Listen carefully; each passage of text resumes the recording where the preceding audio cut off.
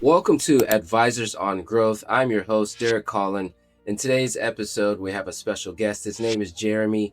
He is the operational CFO, that's a Chief Financial Officer of Paydirt LLC. How you doing today, Jeremy? Hey, Derek. Good. Thanks for having me on today. Excited to chat with you a bit more. Awesome. Yeah, thank you for being here. So, can you share a bit about your background, your role, and how it fits into the bigger picture over at Paydirt? Yeah. So the tagline operational CFO is just a culmination of my background and experience. As we spoke about previously, I've had a long and windy road here to the CFO of Paydirt today. Mention what we do today. It's an environmental construction and excavation utility business based in Maryland. I work remote. I'm over in San Diego. That's where I live now. And so how that kind of came together was through acquisition, the traditional search model, a few partners, and to grow the platform. I kind of sit in my seat and side directly, specifically with our COO and CEO, and it's been a good years under ownership as we're looking to expand and grow. And then happy to get into any prior experiences that you might want to talk. I always find the my McDonald's path and story kind of interesting, but that's been my background, yeah, since I was born, basically. Okay. So, you're a Ronald McDonald baby, huh? That is true. Hamburger University through and through. Graduated valedictorian about 15 years ago. So it was something that I thought would be the rest of my life and my career, but we ended up selling that business 10 years ago, and that's what kind of sparked the move into I've been in real estate for the last 10 years, and now and over with Pater. Oh, very cool. Yeah. So when you were kind of, coming from your background with McDonald's franchises, how many did you manage or were you in charge of?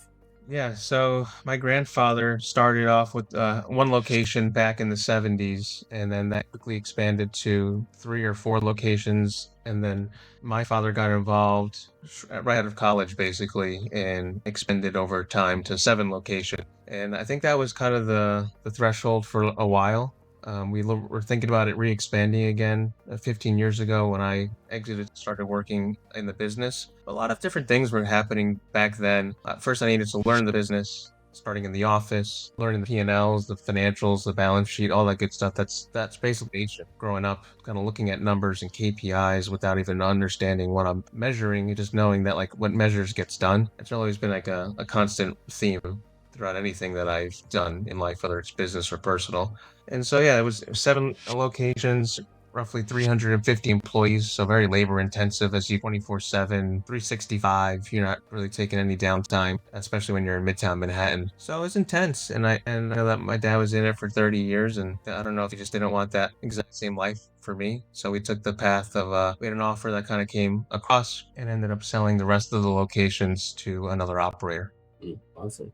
Okay. So you definitely have, the tenure and the background and experience and the history of it all comes from a part of your family. And so why pay dirt? What intrigued you to fast forward and get involved with pay dirt and use your expertise and background to expand this company? Yeah, great question. It was definitely within the mold that we were looking for. We were searching actively to find a trade, something more resilient to recessions and downsides. So this particular company, when we found it, was doing, and it still is doing, a lot of public work with municipalities and getting the local kind of bids and jobs from the counties. So we like that aspect of it with the ability to still kind of grow and scale because the owner at the time was in a great spot. He had built this business from scratch and built a really sustainable, consistent cash flowing business that we were ready to, and with the help of the general manager, now COO, owner, we've been able to kind of grow and scale and take on new territories, expand to other counties and even other states, and be methodical about it at the end of the day. So it's been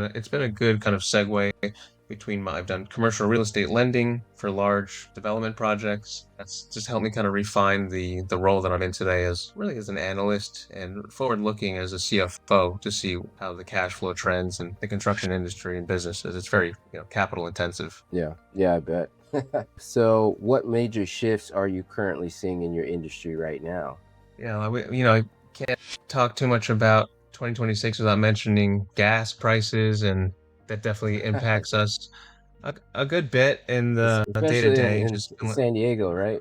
yeah, over here it's crazy for premium. $7 a gallon, and Yeah. then those the pieces of yellow iron that we're driving around and all the trucks. We've got about 40 to 50 pieces of inventory equipment and trucks in our fleet over there, so it's a decent operation. That definitely hit as impacting and just kind of a roller coaster ride this year. We always kind of look at the AI play. We try to, at least in the back end, what can we make more efficient? How can we track our project a little bit tighter from not only a revenue but a cost perspective? And there's seems to be a lot of AI coming into the picks and shovels. So from what I hear, like the John Deere's, the Caterpillar, those types of large manufacturers of equipment. I think eventually over time we'll have some more technology. It's not quite here today. You still need human operators, which we like about the business. Those are a few things this year that at least have been somewhat revolving and evolving. Yeah. I went to Las Vegas back in 2024, and it was at a convention center where I was kind of doing some booth bombing, selling AI services on heat mapping. And we went to a convention center in Las Vegas. I forget which one. I think it was the Las Vegas Convention Center, but they had massive excavation tractors or mining tractors. Like these things were like giants, like something you would see in a Avatar film or like another planet. It was nuts. Like Yeah. the massive And amounts of tractors and digs that they had there. Like the tires were like giants. It was crazy, man, to see some. Have you ever been to yeah. one of those? No, I haven't. Not yet. I'm looking to participate hopefully this year in my first one and get out, just kind of face to face, shoulder to shoulder with more people and interacting. But yeah, they're huge pieces, and as you can imagine, they're not cheap. So just making sure that we can put down cash and then also finance some of the equipment while we grow our fleet and our crews and all that good stuff. Yeah, yeah. I can imagine that. Yeah, the gas, and they're not cheap, especially when these things are. Some of them are, like the size of a house. Yep. So tell me, when it comes to like gas pricing and everything, is that hurting you guys' bottom line? Or are you guys actually improving? How are you guys doing? We definitely try to bake that into projects when we estimate. The gas is something that there's always a line item for fuel. And whenever we can, if the project's large enough and it calls for it, we'll have one of our subcontractors, vendors supply a fuel tank on site.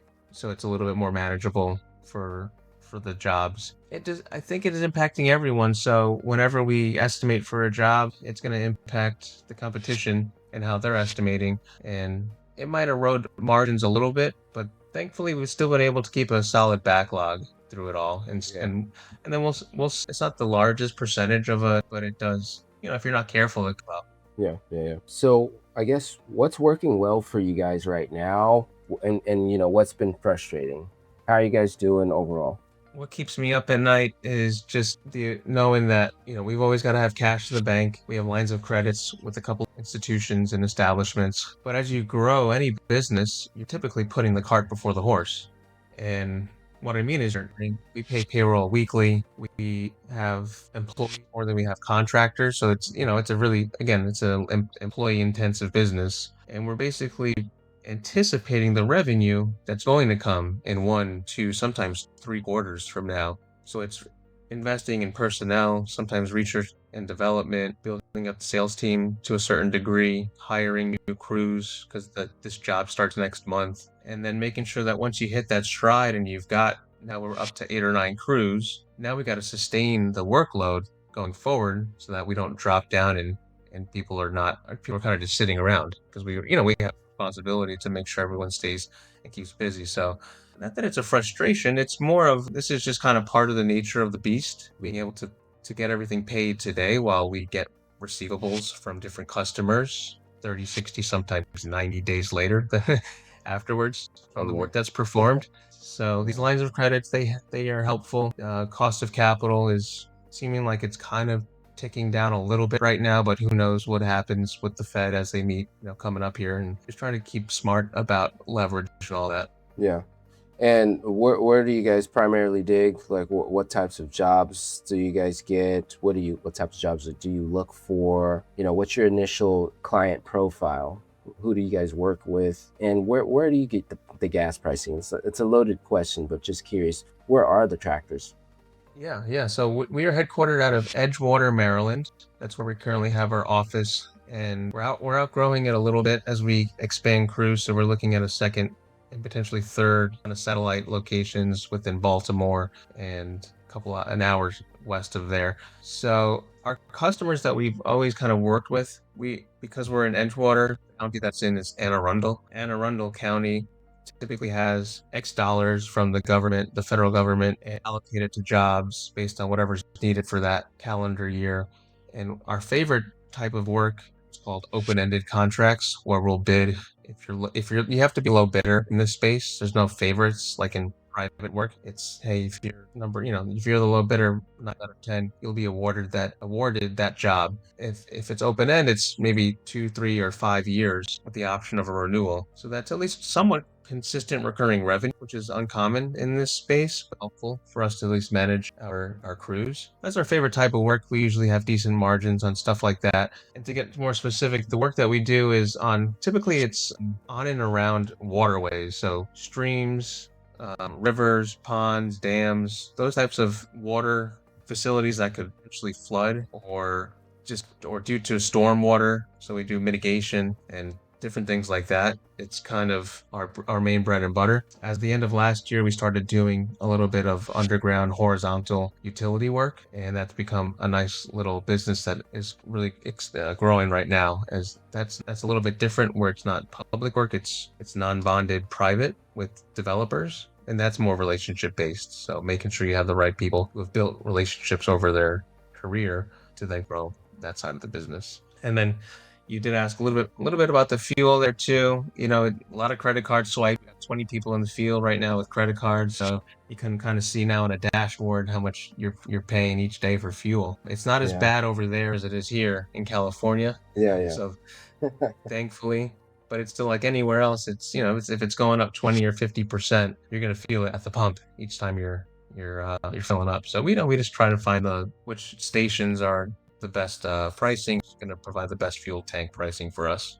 Yeah. Awesome. Okay. So, what do you want people to know and potential clients to know about Paydirt? What's the unique value proposition? What differentiates you guys? One of our slogans is saving the Bay every day. Chesapeake Bay, it's a big body of water. There's always going to be some sort of active living shoreline that is in and around that area. And it's fascinating. An ecosystem which we cohabitate with lots of wildlife, and it's not just humans out there running around. We do depend on the ability to be like copacetic with the surrounding wildlife. So that's the business, just making sure that we can live harmoniously, I suppose. It's unique because our customers are counties. And I think for us to be able to attend more, and that's where me being remote, try to get out to the headquarters at least 4 times a year and meet with local, relationships that fall within my domain, but our COO lives and the whole team obviously lives closer to there. Just attending the kind of like charity events, meeting the right people that are within the government and the county roles is helpful. But as we get into more private development work, maybe private excavation is in our future, and then building relationships with those developers and builders could be fruitful. Yeah, that's awesome. Yeah, there's always room to expand. Yeah, I mean, if you guys come across developers and people that are looking for excavation, then why not? These are good contracts, right? I would imagine. Yeah, they can be. The one thing you always kind of hear about is the government might pay slow, but for the most part, the money's allocated, and there's not a lot of bad debt associated with those projects. Sometimes private developers can get caught up, and BK happens. It's not uncommon in this space as you grow, expand too quickly. So just being careful that we have a balanced customer base, just like any business. So that way, if things do kind of get rocky, we have the ability to fall back on our cash reserves and other. So that's like we want to go after everything all at once. But being methodical again about which customers we're selective with is proven to be so far so good. That's good. Yeah, you got to be strategic, and especially when gas pricing is high. But as gas prices start to tank, if you will, or go down, slightly. Obviously, that helps with margin. Or you say you had what, 20 men in the field? Are you guys looking to expand into different territories or within the same territory by hiring more crews, more members? What's that like?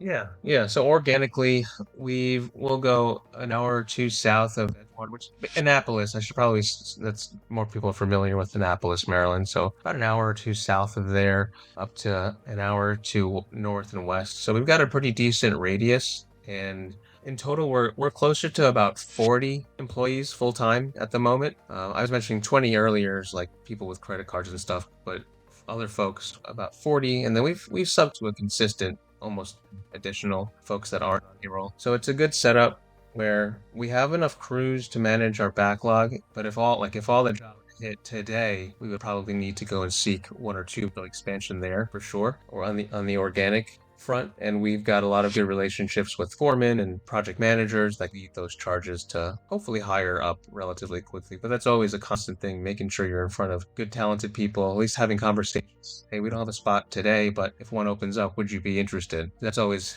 people can be the biggest bottleneck, or they can be the biggest enhancers or lever for a business. Yeah. So when it comes to, hiring, obviously these guys need to be certified, and or some can be trained to get certification. Are you familiar with, the backgrounds that they need, or is there ever a situation that may arise or an issue where you're pulled into the equation or the conversation with the CEO when hiring is involved? I'll get involved with more of the higher level type of folks. Our COO does a great job, and his GM and project managers also. They've been able to hire, and I'll give them a lot of credit. The retain. We do our best to provide benefits and competitive compensation in today's market. We'd rather have a good tenure employee and pay a little bit more above market than have turnover. It's becomes more you're focusing a lot of your time and attention there when you can really be a lot more efficient, and it's worth it. It's for everything to go around. So, at the end of the day, it all works out, and I'm only really involved if we're looking at more of like a president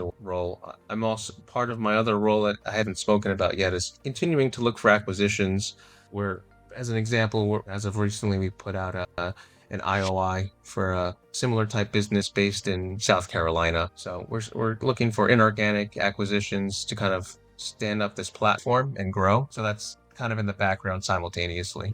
Oh, cool. So you got out an IOI and you guys are looking to add to your portfolio. Yeah, yep, exactly. So Paydirt is the first and only acquisition at the moment, but we're privately held right now. We don't have outside investors. We would love to keep it that way, but in the reality, if you want to grow and scale, it's likely common. You'll probably need to take out some outside investors, and that kind of starts that. I always call it the IRR shot clock. It's not a bad thing, but now you're beholden to other shareholders, and they want to make sure that they're getting a good return on their investment. Whereas now we can be a little bit more patient as long as the people investing with us understand that we've got a longer 7, 10+ year horizon. Then I think we could really get good returns and good collaboration with, even if we are bringing in outside capital. Yeah. And it's always a good thing to keep your investors happy, right? I've learned that in more than one way. I've been an investor myself in other businesses, and communication is key. Mm-hmm. Definitely. Well, Jeremy, thank you so much. It's been a pleasure. Thank you for joining us on Advisors on Growth. For those of you who want to check out paydirtllc.com, make sure you go to the description below. I'll put in Jeremy's information where you can find him and you can access their website. Once again, that's paydirtllc.com. Thank you so much, Jeremy. It's been a pleasure. Derek, thanks so much. Don't forget to subscribe, like this video, and leave us a comment. Thank you.